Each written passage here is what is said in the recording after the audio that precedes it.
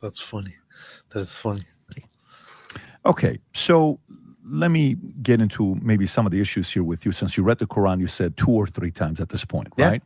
And you read the Book of Mormon, and we'll get to that because I'm curious to know where you're going to go with that. The Quran, after you read the book the first time, what was your impression? Did you say, oh, wow, complete different understanding than what I thought was going to be in the Book of Quran? This is actually a great book. He calls it Book of Quran. That's funny. I've never heard that. At the end? He says it like Book of Mormon, but Book of Quran. The Book of Quran. The Book of So Quran. what did you think about the Book of Quran? I don't know. What did you think about the Book of Quran? Well, when I first read the Book of Quran, it would be funny if Wes just rolled with it. Book of Quran. Book of Quran. Well, speaking of the Book of Quran, there are some things that I want to bring up here in a little bit, but let's just continue first. So he read the Book of Quran, and then when he read the Book of Quran, what was his first impression? It was very based. You think that it's very based? It is totally based. So your expectation, your guess is that he will think, "Wow, this is an amazing book, the Book of Quran, fantastic book." Only when I'm joking. No, I don't think that's what he's actually going to say. Well, you can't correct yourself. I think he's going to say, well, in Andrew Tate's terminology, I would say it's very gay. Very, very gay, like maximally gay. Probably the gayest thing I've ever read. And I don't want to be gay, so I didn't read it anymore after that. That's what I don't like. I don't like gay books. Never read the book. Okay, so the Quran is interesting in that when you come to it, especially if you're a Christian and you're expecting things to be chronological, and when you open up a Bible, Genesis structured, right? Genesis says in the beginning, and that's in the beginning. And by the time you get to the end, Revelation is the end, right? The Quran is structured differently in that the biggest chapters are at the beginning and the smallest chapters are at the end. So there's 114 surahs or chapters in the Quran. And the way that it's been put together and structured is very, very different than something like the Bible, in that it's not in a narrative theme or a chronological theme, but it's on the basis of the chapters. And there are various reasons for that in terms of the overall way. I find it so funny that Wes is obviously very, very, very polite, even when he talks about something that he clearly doesn't agree much with, whereas some other people are not quite as polite. Some other people might describe these things quite differently, such as this here, as we can see on here. Some other people might describe things differently. Here is Muslims have been quoting this stuff so much that I decided to just get it myself and have a look at it, by Thomas Carlyle, his writings on how people perceive hero figures in history. So here's his writings about Muhammad. Yeah, but by the way, that's the case with almost everyone they cherry pick and quote. They'll be like, look, this guy from the 1800s or this guy from whatever, he said something positive about Muhammad. And yeah, keep reading, sport. So here he comes to, in this long section about Muhammad, he comes to the Quran. And he says, very curious, if one sought for discrepancies of national taste, here surely were the most eminent instance of that. We also can read the Quran. Our translation of it by Sale is known to be a very fair one. I must say, it is as toilsome reading as I ever undertook. My reaction precisely. A wearisome, confused jumble, crude, incondite, endless iterations, long-windedness, entanglement, most crude incondite, insupportable stupidity, in short. Insupportable stupidity, in short. Nothing but a sense of duty. Wait, hang on. Would it be funny if this is like today, this would be a book review, right? Like this would be a book review on Amazon. Insupportable stupidity, in short. Yeah, insupportable stupidity, in short. Nothing but a sense of duty could carry any European through the Quran. We read in it, as we might in the state paper office, unreadable masses of lumber, that perhaps we may get some glimpse of a remarkable man. And then he goes into how we have some disadvantages, like such as that the culture is different, the language is different, and so on. And of course, some things may be lost in translation. However, he then comes to his conclusion, yet with every allowance, one feels it difficult to see how any mortal ever could consider this Quran as a book written in heaven, too good for the earth, as a well-written book, or indeed as a book at all. And not a bewildered rhapsody written, so far as writing goes, as badly as almost any book ever was. Guys, if you don't know why AP is quoting this, Muslims quote Thomas Carlyle to act like he's affirming that Muhammad is super great and he's so great. Maybe he's actually a prophet, but they'll cherry pick little statements by people, and this is what you actually read if you keep reading. Wait, go back to that other part.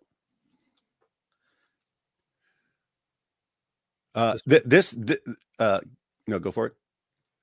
That one right there. Nothing but a sense of duty. I find this interesting.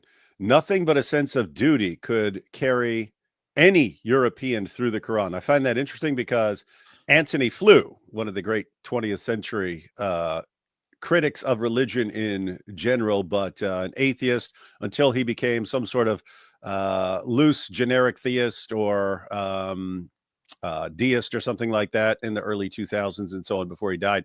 But he was asked if he was ever going to, after he said he believes in God, in some extent, he was asked, did he think he would ever convert to something more specific like Christianity or Islam?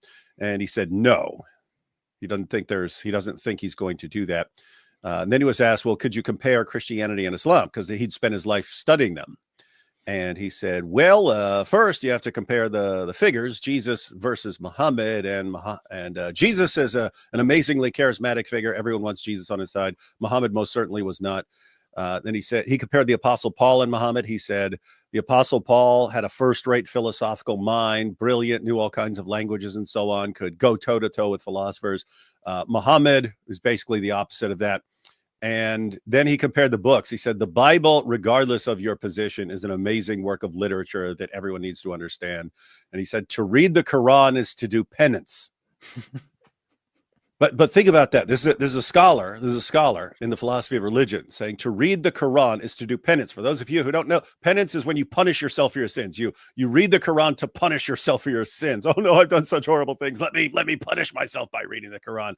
But very similar to what Carlyle says here, nothing but a sense of duty could carry any European through the Quran. It's like you have both of these guys agree. You have to be making yourself read it to get through the pain of actually reading this horrible nonsense. The thing, Muslims repeatedly or frequently bring us this guy and say, "Oh, look, those who actually studied Muhammad, look, they know the truth. They know that all of these accusations about Islam are just lies." Well, here is the same guy that you guys quote. He gets so brutal that he says that he cannot see how any mortal ever could consider this book a book. It's just brutal, man. To call it a book is an insult to books everywhere. It's rough. That the Quran. By the way, that they're entirely correct, right? Like, I had to force myself to read the Quran, and you want to give up like by the middle of Surah 2 because it's so horrible. But I had to like make myself read it and keep reading it until I was done, and it was horrible. That's what they do. By the way, I recently got this book. I'm not even interested, but I kind of Tony Costa recently wrote this book, and we were live with him on your channel, and he announced that he just published a new book. So I actually ordered it there. Tony Costa, shout out to Tony Costa. You see that, everyone? No king but Christ, the collapse and bankruptcy of what? Of the secular worldview. You see that, everyone? Tony Costa, brand new, just came out. Yeah, and I got it. See? If you want to be as cool as AP, you want to be like AP, then you have to get that book right now and have that on, well, I'd say on your bookshelf, but you can have on your stack of books. Powerful. All right. Got codified because during Muhammad's lifetime, the Quran was oral. And actually, there was a hesitancy after Muhammad died in You see, he said hesitancy. What can you trust? How can you trust anything he said? Look, listen, Mr. Huff. You can't even pronounce a word. You don't even know basic grammar. I have to wonder. How can you why trust such you? wiggling? You probably wouldn't even fight me in the octagon. In 632, I believe it was. Muhammad dies. I could be wrong on the date. I'm just going off you're my right. head. Muhammad dies, and actually the Muslims who are following him have a hesitancy to write it down because Muhammad never told them to write it down. But there's this process that eventually gets put into place because Muhammad's successors in the caliphs realize that people have memorized the Quran differently. And so there is... What does that mean?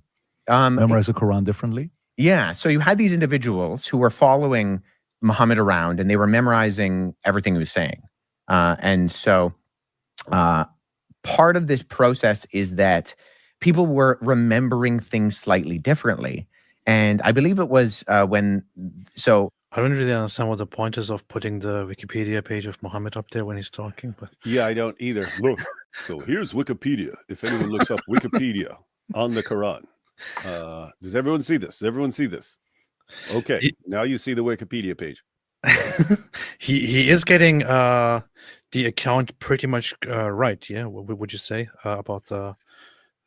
Yeah. Basically, it's by the time you get to Uthman, people are reciting the Quran differently. Yeah, as far as people memorizing the Quran, because you have records of writing down parts of the Quran on shoulder bones and flat stones and palm leaves and so on. Does that sound like someone who's putting together a book to be read? No. The point of writing down a verse of the Quran as Muhammad's revealing it. The point of writing it down on a stone or a palm leaf or something like that was to memorize it, to help you. It was an aid to memorization. You took it back to your home, and now you had it. If you could read, then you had it. Then you had it written down. But it's not put together into a book. It's only put together into a book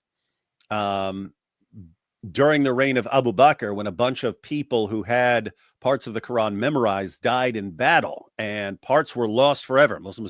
Your average Muslim doesn't know about this because they don't tell them about this, but a bunch of the Quran was lost when the only people who had those passages, your average Muslim believes that you've got this entire Muslim community and tons of them and memorize the entire Quran. Guys, that's false. It's false according to your own sources. Why do you believe this nonsense when your lying dawah clowns make this stuff up? What your sources actually say is it was a pretty sloppy process.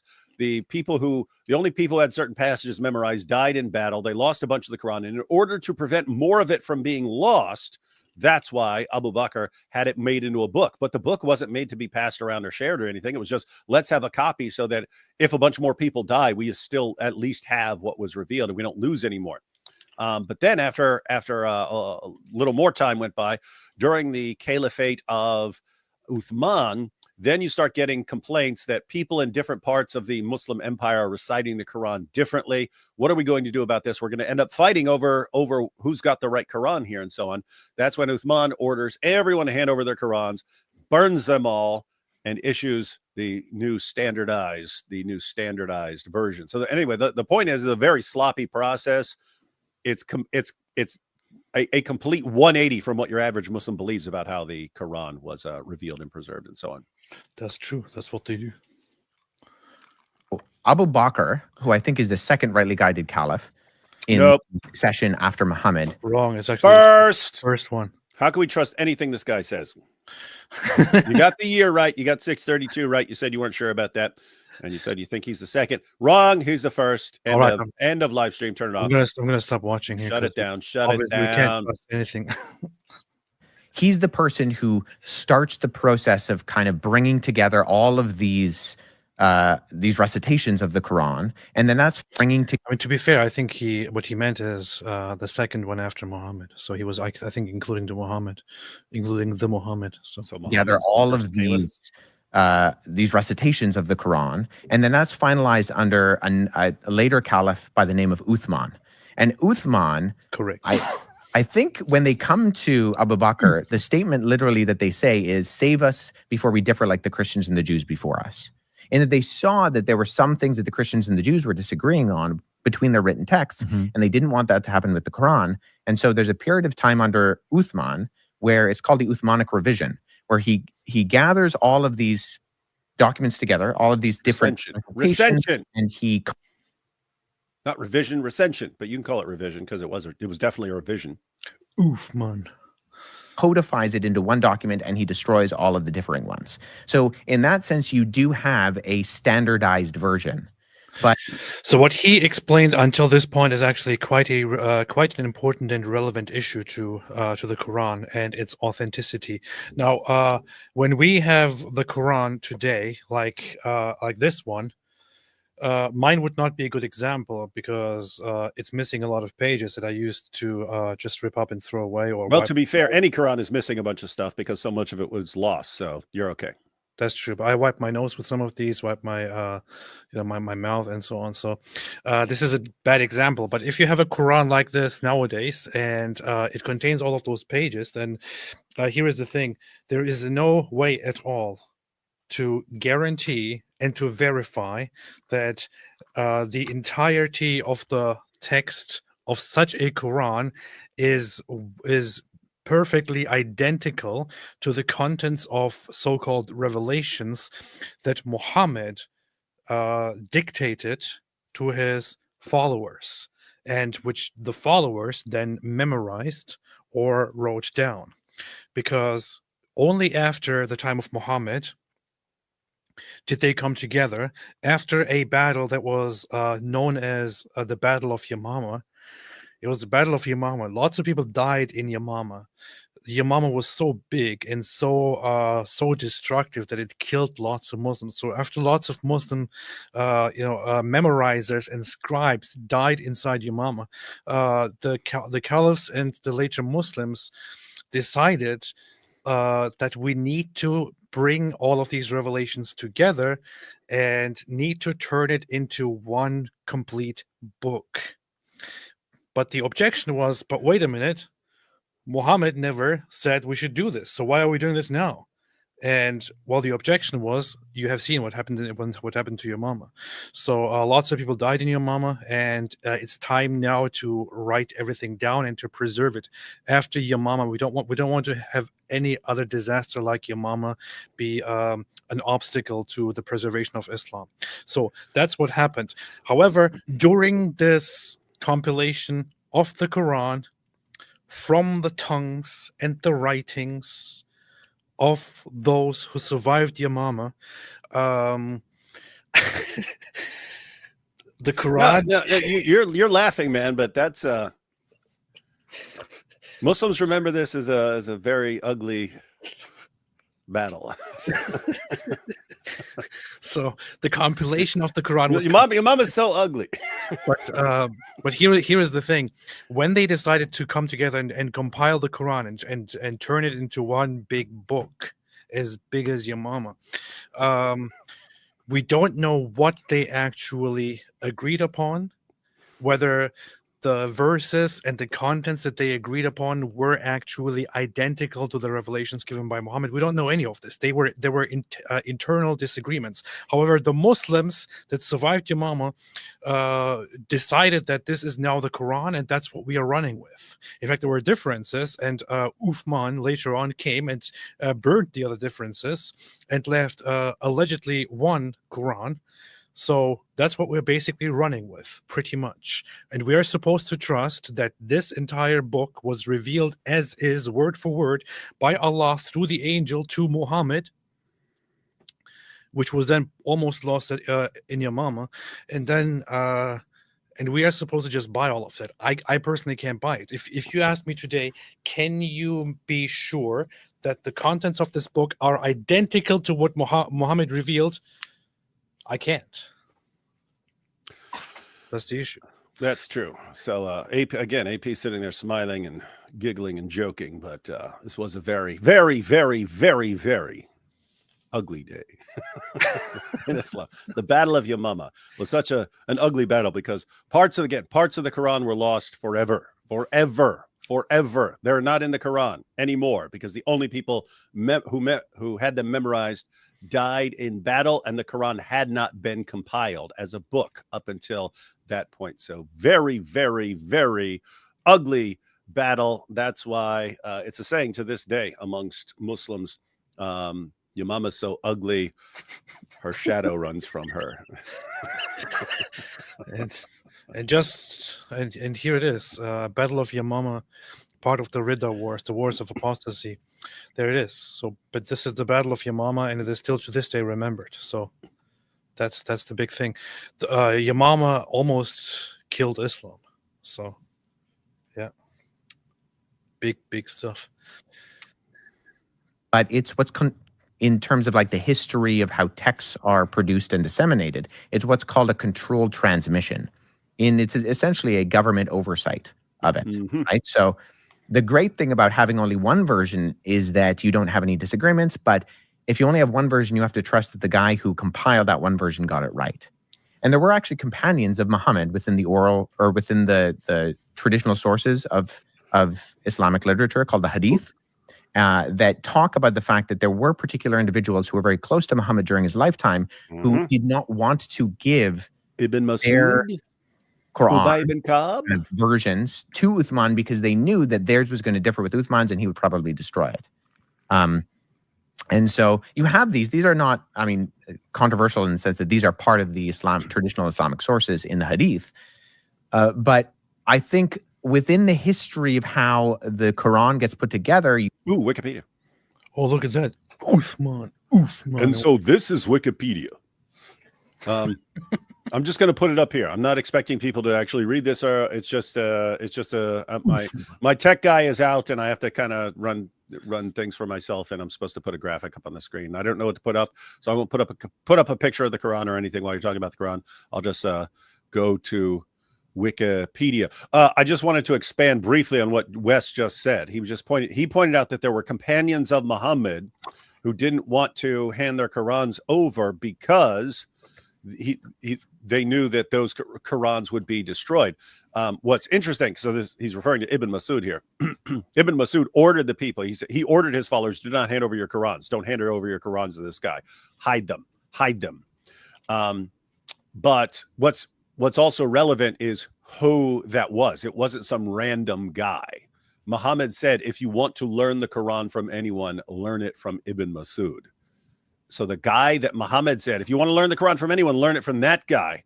He actually rejected the Quran that Muslims use today. Had tons and tons and tons of variants. I think like 200 variants just in Surah 2 alone. But also different chapters. He didn't believe that Surah 1, Surah 113, or Surah 114 are supposed to be in the Quran. These are prayers. He said, these are us talking to Allah. The Quran is Allah talking to us. These should not be in the Quran. And so these are the kinds of disagreements they had. And yet your average Muslim believes that it was a perfectly smooth process. Muhammad delivered to his followers. His followers put it into a big book and it was passed on. And plus they had it all memorized. It's a great process. You read the actual Muslim sources, it's a big disaster. And the fact that so many Muslims believe what are complete lies about the Quran shows how messed up dawah is, because they get that from their dawah clowns who tell them, oh, it's this miraculous preservation and here's how it happened. And it's like no similarity to what actually happened. And what's amazing is you could tell a Muslim, you could say, look, let's actually go through your sources, what they say about how your book was actually put together and preserved and all the problems and all the passages that came up missing and so on. Let's go ahead and look at that. They won't believe a word you're saying. They'll just still believe their dawah guy, even though you're quoting their sources and the dawah guy is indisputably lying. That's what they do. That is what they do.